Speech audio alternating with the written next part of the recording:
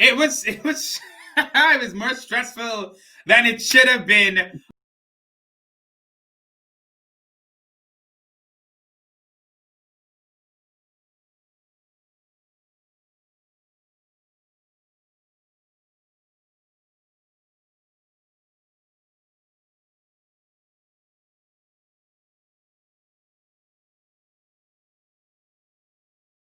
But the New York Knicks win over the Magic, back-to-back victory. You cannot understate how hard it is to win on a back-to-back matinee game. We get it done. How are you feeling? How are you the last 5 minutes?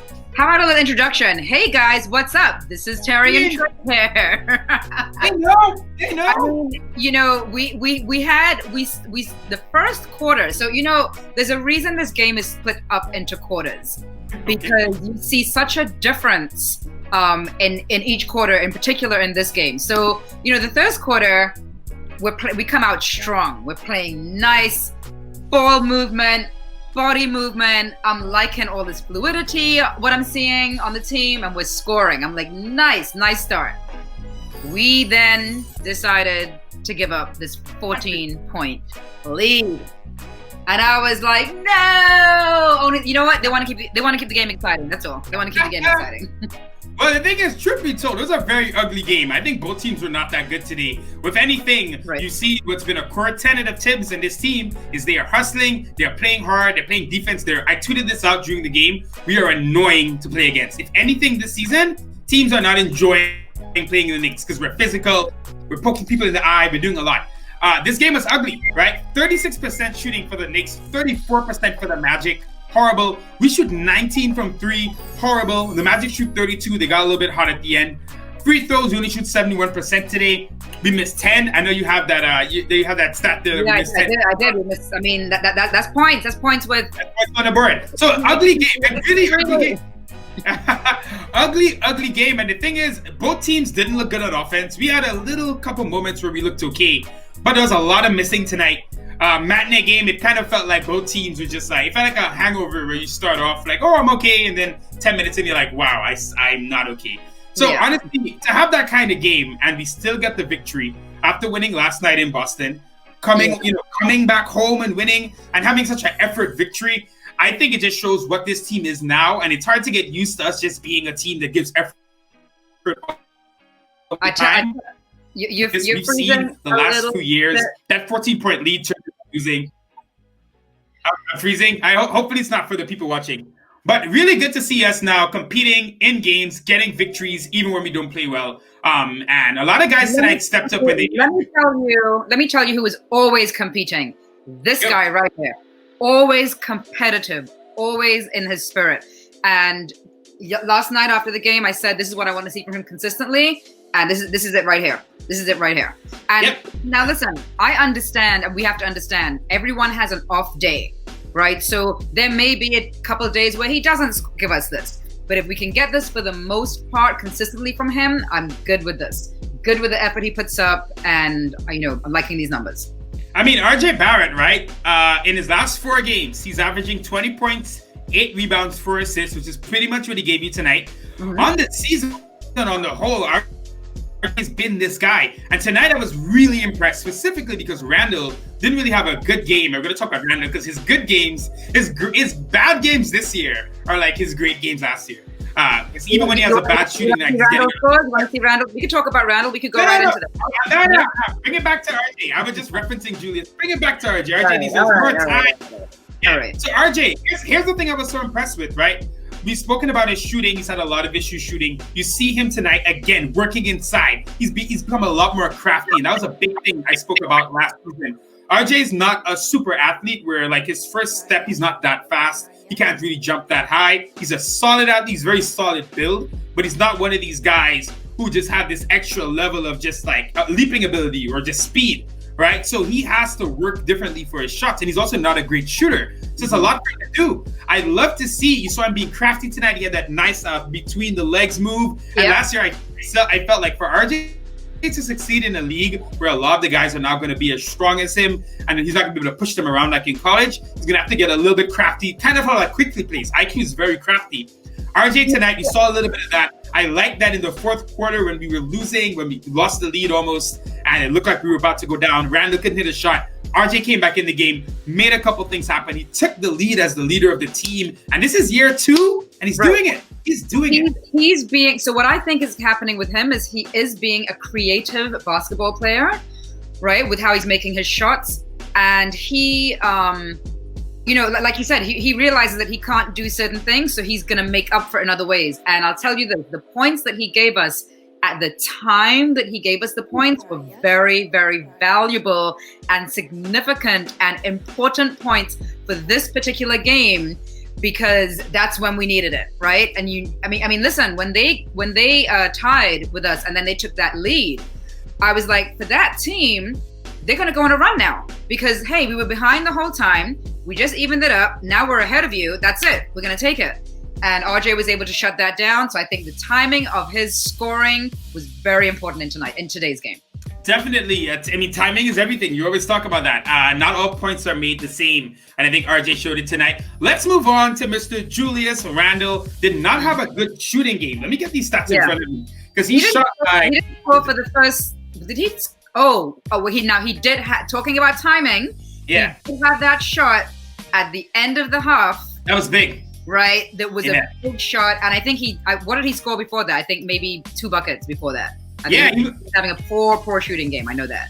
Yeah, he was really inefficient. Like 5 of 19, 26%. It's horrible. That's not how Randle's been playing this year. But again, you see Randle playing good defense as much as he can, getting 17 rebounds. He's just doing so much now for the team. And I think, looking back at last year and how what it means to be part of a good team and being confident, so much of the NBA is stuff like this. And I think when you're on a team like this, Randle now feels when things are not going his way, how can I contribute? How can I help? Last year when things were going his way, he just got frustrated and didn't feel like doing the team stuff, because maybe he felt the team wasn't even good enough, even if he did it. So you're seeing everyone buying in. Again, Randle having an incredible year. The thing is with Randle that's kind of a little bit bittersweet is if he keeps this up and 15 games in, it doesn't seem like it's going away, right? He's not going to be great every night, but even his bad nights, he's giving you this. He's going to make the All-Star team, but there is no All-Star game this year. So that really sucks that Randle would make his first All-Star game. Oh, man. Potentially, he can make it on the bench. He won't start or anything, but potentially make it as a reserve. But then there's no game. They're going to announce the All-Star people anyway. It'd be a nice thing for him to have.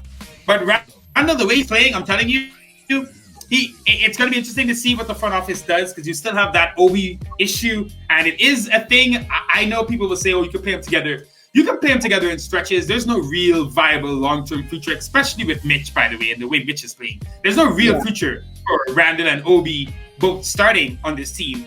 So, good teams find ways to use assets. And I know it sounds blasphemous to bring this up about Randle. It could be Obi. It could be anyone at this point. We have no idea. But what this year has been overall is the team, the franchise, the New York Knicks franchise, showing that they can be a solid, competent team. We're 7-8. If I told you we were 7-8 after 15 games before we went on that winning streak that kind of got everybody's expectations through the roof, you would pick it 10 times out of 10. So we're showing that we're solid. This is going to allow these guys in the front office to start making smart moves to add to the team. And I'm excited because if we're this good heading into mid-season, they're going to make a trade. And I'm telling you guys, Bradley Beal, Zach LaVine, and Buddy Hield.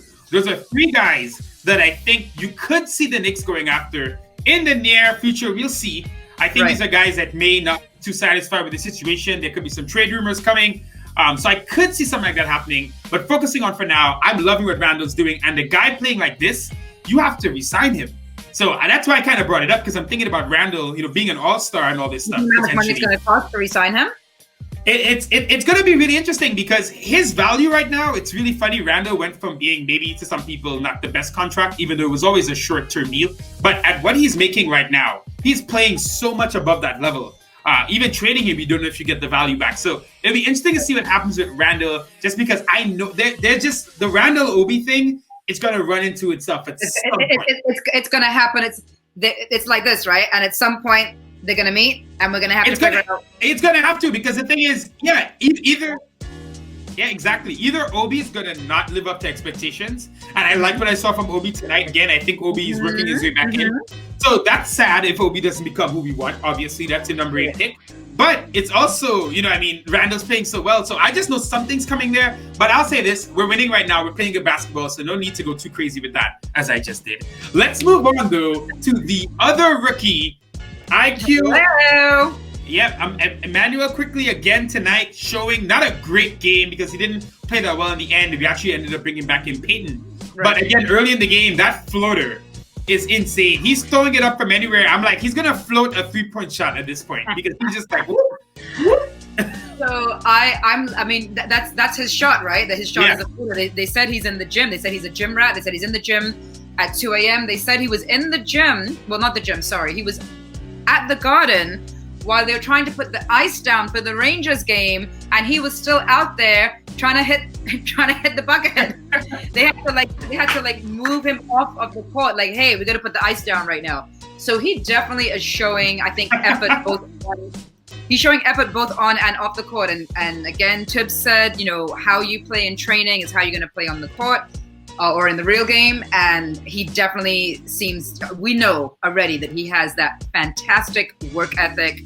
We know that he wants to be in this league. We know that he wants to score. He wants to do the best that he can do. And he has the discipline to do it. And I think he's going to be fantastic for us. He definitely likes playing with Obi. I know they came in the same drop, but they definitely seem to have something going on, right? And so, I'm happy. I'm happy watching him. Happy to the court. It's maybe a blessing and a curse, we'll see, but it's a shame in a sense that the Garden can't see how the Garden would be treating him had this been going on in front of real fans, because how IQ's playing is how we wanted all these point guards to play for all these years, and he's taking it. He's doing very well. Like I said, not the perfect game tonight. Fourth quarter, he struggled a little bit when we lost that lead, and then Tibbs brought back in Elfrid. I do wish he let IQ play a little bit longer, because I do think IQ made a couple mistakes, but I don't think there were mistakes that necessarily need to see him benched. I do get, we had given up so much of the lead at that point, and I think Tibbs was just like, we need to make sure we lock this in. Tibbs is clearly about winning above all. He's not here to play guys who are just young and developing. He's playing the team that's going to get him victories when Burks comes back soon, which we really need, because Austin Rivers has really not been good the past couple of games. Burks is going to come back in, and he's going to get minutes, big time minutes, because I think he can score. Right. So Tibbs, I like what he's doing. Let's talk about Elfrid, actually. Yeah. A man who against the team that drafted him, extra motivation maybe. But that dunk had me jump out the seat. I was like, Elfrid, what the hell? But he was solid tonight. He did a couple of things right. I still don't like his game style, especially for what we need, and Quickley does need to start. But he did what he had to do tonight, and I think Elfrid is a vet backup. That's who he is, and I think if he's playing that role, people won't be as harsh on him. I think the harshness you see towards him now has to do with him starting and some of the issues with him. But I thought he was solid tonight, and he helped us. We needed him to kind of just be a guiding force at times when Quickley wasn't all the way there. Right. I agree with everything that you said. And as far as him starting, you're right. If he was coming off the bench, people wouldn't really be saying anything. It would be like, oh, okay, he's a bench player, but he's starting, so it's almost like the extra spotlight is on him. We have a couple days rest, but then we're going out to the West Coast to play the Golden State Warriors. I know, but hold up. You got a last point here. We got to put it on the screen. What's that last point? This is the point. Right on the Elfrid Payton. So, here's a good one, guys. I tweeted this out during the game after Mr. Terrence Ross hit that crazy three. I said, I guess this will be a bad time to let everyone know my name is Terrence Ross. Yes, this is his namesake. So, it's hilarious. People on Twitter are going in. I was. He was and this guy's gonna ruin my good name. Listen, he's been, since he came into the league, he's never really taken that next step, but he's always been a really good scorer. He's always known to make crazy shots. It's funny because on Twitter, people are just going in on him. They hate him. And I was like, you hate me? Because I'm just seeing my name. It was a little bit weird. But guys, the committee of Terrence Rosses, we all connect telepathically. We spoke. We made sure he didn't do too well at the end so we could win the game. But I'm glad we got the victory we needed tonight. West Coast trip, like you were saying, Golden State Thursday. And who do you play after that? I'm not sure actually. Golden State, and then I actually don't know. I'm sorry, I don't have the calendar. Yeah, I thought you had it there. I thought you had it. I thought I did too. I really thought I did too, and I don't. Let me help you out. All right, so we got the Warriors, the Kings, Sacramento, Trailblazers, and the Jazz. So this is interesting. I want 2-on-2 on this road trip. I'd love for us to beat the Kings and maybe get West Coast. I'm sorry, I'm talking over you. That's a rough West Coast game, West Coast trip for us. But if we can get 2-2, I'll be good with that. Oh yeah, 2-2. We got to keep it going. Listen, 15 games in, very happy overall what we're seeing from the Knicks. The thing is, Alec Burks is coming back, and this guy was literally a top 3 player on the team before he got hurt, and he's very close to coming back. So him coming back for this, we're in a better flow now. I think he can fit right in. He doesn't seem like he needs any kind of integration. You could put Alec Burks out there. He's going to know what to do. So good things, Knicks fans. We're actually an okay team. Don't worry about those guys in Brooklyn. We're all good. Take care. Peace. Peace out. Guys. And see you guys next time.